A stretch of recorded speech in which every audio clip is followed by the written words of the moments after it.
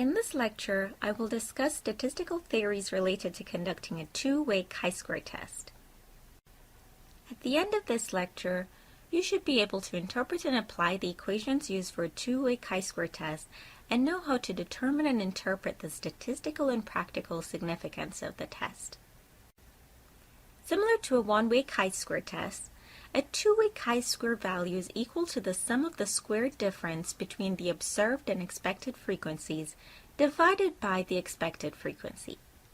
The key differences between these two tests lies in the calculation of the expected frequencies and the degrees of freedom. Before, you learned that the expected frequencies for a one-way chi-square test was equal to the sample size divided by the number of subcategories in the variable.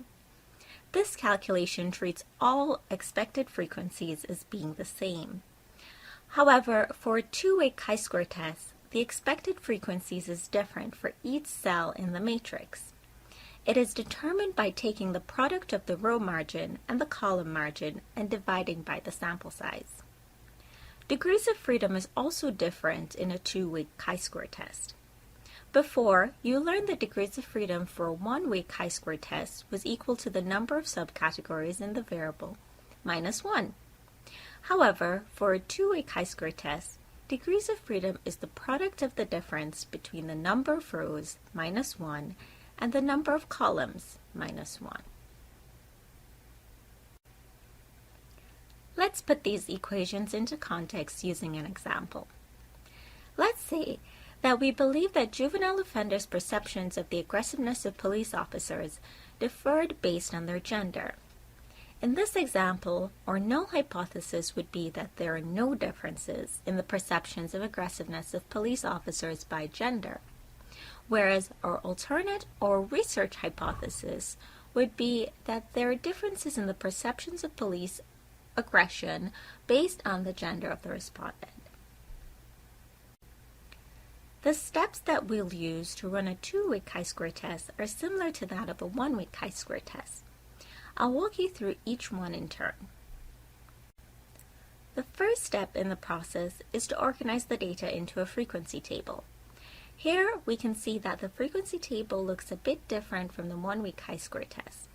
Instead of having only one categorical variable, we have two, in which the subcategories of aggression are still listed in the first column and their corresponding frequencies for each gender are now listed in columns 2 and 3. Another difference to note in this table is the presence of the row totals in column 4 and the column totals at the bottoms of columns 2 and 3. The second step in the process involves calculating the expected frequencies. But as previously mentioned, these frequencies are calculated by multiplying each row margin total by the column margin total and dividing by the total sample size, which in this case would be 60 plus 60, which is 120.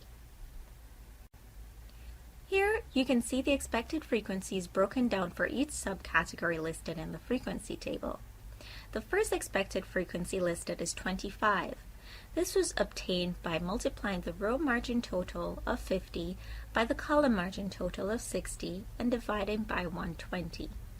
This process was repeated across all the other 5 subcategories to get this completed table. After computing the expected frequencies, the third step in the process is to complete the summary table. Similar to a one-way chi-square test, the summary table includes a calculation of the residuals, labeled here as F sub O minus F sub E, which is the difference between the observed and expected frequencies. We then squared these residuals, as shown in the next column. Then we divide the squared residuals by the expected frequencies, as shown in the last column. Taking the sum of the values in the last column will give us the final computed chi-square value. This equation will give you the computed value of chi-square, which can then be used to determine the statistical significance of the effect and the practical significance of the effect. Like before, The statistical significance of the chi-square test is determined using the computed value of chi along with the degrees of freedom of the test. For a two-way chi-square test, degrees of freedom is equal to the product of the differences between the number of columns in the table minus 1 and the number of rows in the table minus 1. In our example, we had 2 columns in our frequency table representing male and female genders, and 3 rows in the table representing the 3 different types of perceptions of aggression. Our calculation would therefore be 2 minus 1 times 3 minus 1, which is 2. Using the table of critical chi-square values and our degrees of freedom of 2, we can see that for a default alpha level of 0.05, we need to have a critical value that is larger than 5.991 for it to be statistically significant. Given that our chi-square value of 13.83 is much larger than 5.99, we would conclude that our findings are greater than what would be expected based on chance alone. In other words, our findings are statistically significant, and juvenile offenders' perceptions of the aggressiveness of police officers does vary based on the gender of the respondent. Similar to a one-way chi-square test, a two-way chi-square test does a good job of telling you whether or not differences exist among the various subcategories, but it does not tell you where those differences are. In order to determine this, you will need to compute the standardized residuals for each subcategory. This can be calculated using the equation shown below, in which observed refers to the observed value and expected refers to the expected value. In our example, calculations of the standardized residuals would yield 6 separate values for each subcategory of aggression represented for each gender subcategory. Similar to a one-way chi-square test, these residuals can be interpreted like a z-score, in which scores with an absolute value higher than 1.96 are considered statistically significant. Significant residuals show that our observed value is much larger or smaller than we would expect by chance. The final aspect of significance that we'll discuss is related to the practical significance or meaningfulness of the size of the effect. For a one-way chi-square test, practical significance is calculated using a phi coefficient. This is equal to the computed chi-square value divided by the total sample size.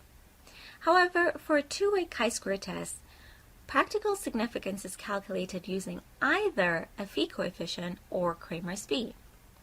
A phi coefficient is used when the frequency table has 2 categorical variables with only 2 subcategories.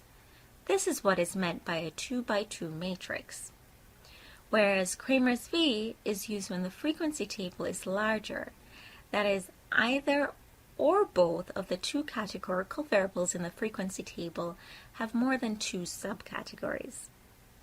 In the calculation of Kramer's phi, you will see that a different type of degrees of freedom is being used in the denominator. This is the smaller value of r-1 or c-1. This degrees of freedom is unique to the calculation of Kramer's phi and should not be confused with the degrees of freedom of the overall model. Using our earlier example, we can see that with a chi-square value of 13.83, a sample size of 120, and using 1 as the smaller of our 2 degrees of freedom, our Kramer's phi is 0.34, which is only moderate. Therefore, we can conclude that the relationship between gender and perceptions of the aggressiveness of police officers is statistically significant, but only moderate in the size of the effect.